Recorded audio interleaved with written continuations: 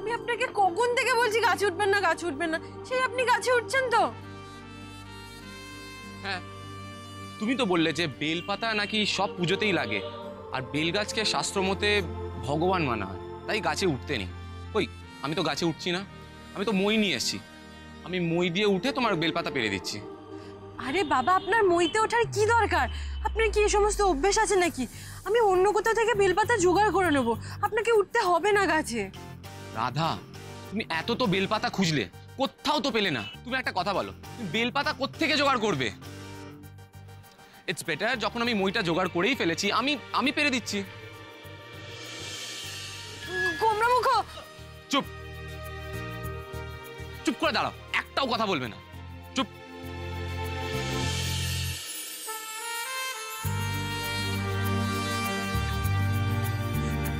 গণেশ দাদা, তুমি দেখো, ওনার তো এসব অভ্যাস নেই, যদি ঠপাস করে পড়ে যায়।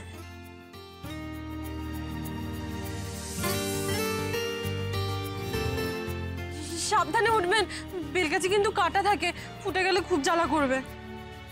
এর থেকে অনেক বড় কাটা এই মুহূর্তে আমার জীবনে রাধা, সেটা হলো ব্যাংকের 30 কোটি টাকার লোন।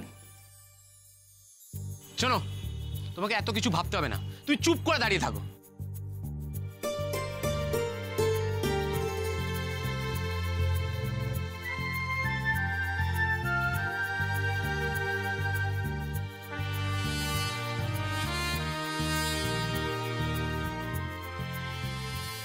ধরো,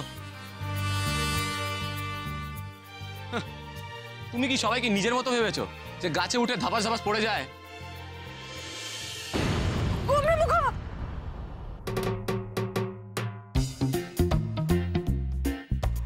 কি হলো আপনার? আপনার লাগেনি তো গোমরামুখ?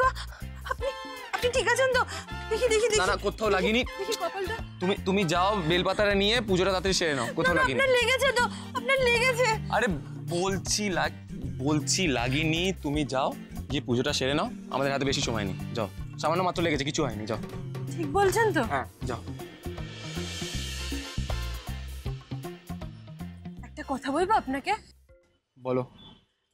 ধপাস ধপাস করে শুধু আমি একাই পড়ে যাই না, আপনিও কিন্তু পড়েন। কাকিপাড়ায় আমি আম পাড়তে গিয়ে পড়ে গেছিলাম বলে তো আমায় কত কথা শুনিয়েছিলেন,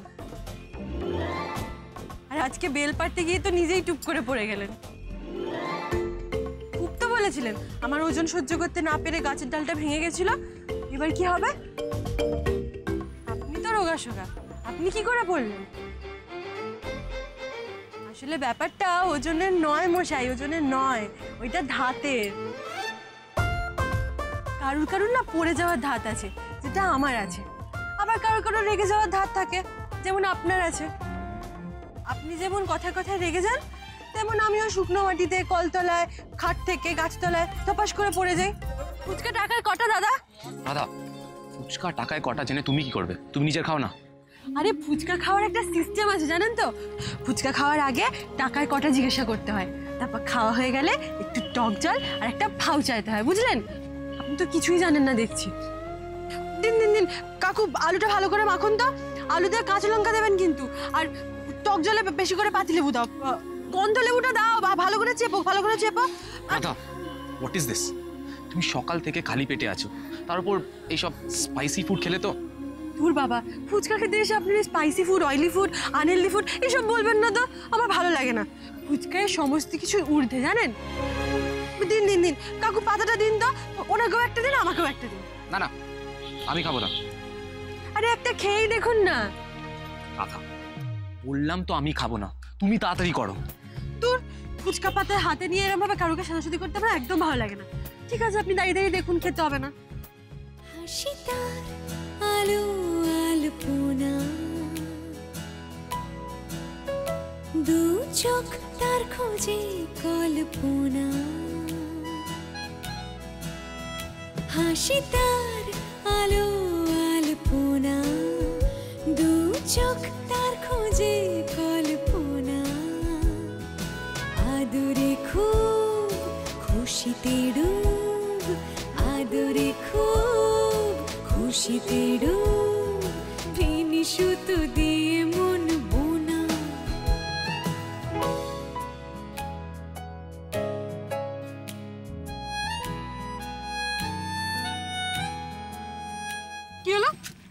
হাসছেন কেন? হাসলাম কোথায়? আমি তো হাসিনি। আপনি আমার ফুচকা খাওয়া দেখে হাসছেন না? আপনি পারবেন আমার মতো টক খেতে, ঝাল খেতে? শোনো, আমার দরকার নেই, তুমি খাও। হ্যাঁ, দরকার নেই বলে বলেই তো এতদিন কাটিয়েছেন, তাই তো আপনার এই অবস্থা।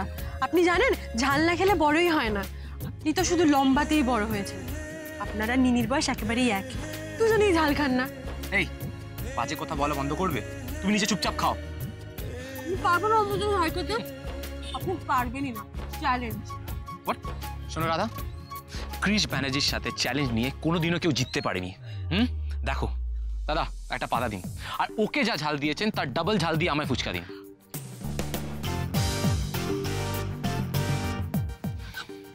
দিন দিন।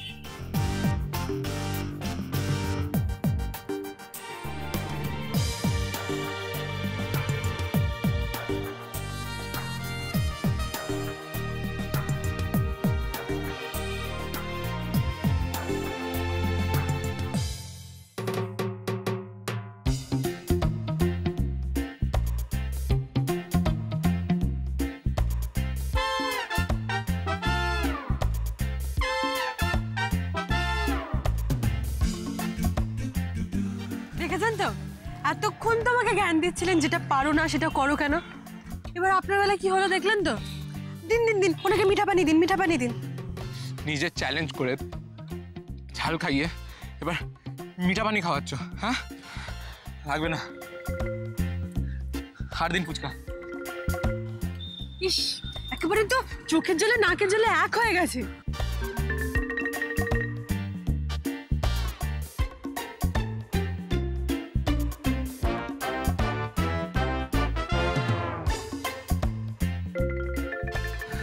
আরো দুটো খাবেন?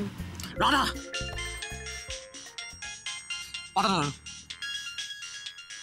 ও মাই গড, মম কলিং। মম যদি জানতে পারে এখন আমরা এইখানে দাঁড়িয়ে ফুচকা খাচ্ছি, তাহলে মম রাগারাগি করবে। তুমি এক কাজ করো, তুমি খাও, আমি আসছি। Hello mom. Yes mom. হ্যাঁ, আমরা বেরিয়ে পড়েছি। আজ এসব কি হচ্ছে গো গণেশ দাদা? আমি কি এখনো ঘুমিয়ে ঘুমিয়ে স্বপ্ন দেখছি?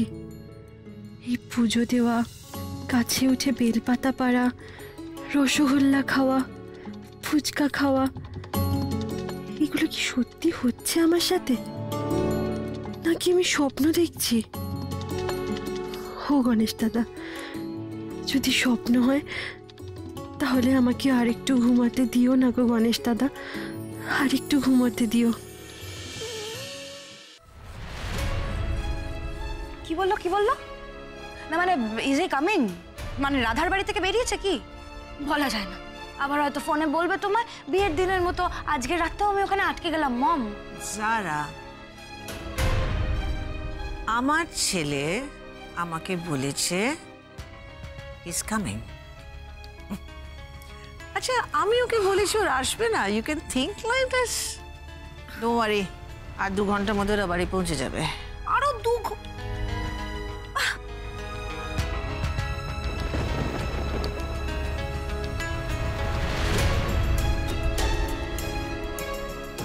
তুমি তাহলে আজ কৃষকে কাটোয়া থেকে ফিরিয়েই ছাড়লে? হ্যাঁ, প্রয়োজন ছিল বলে।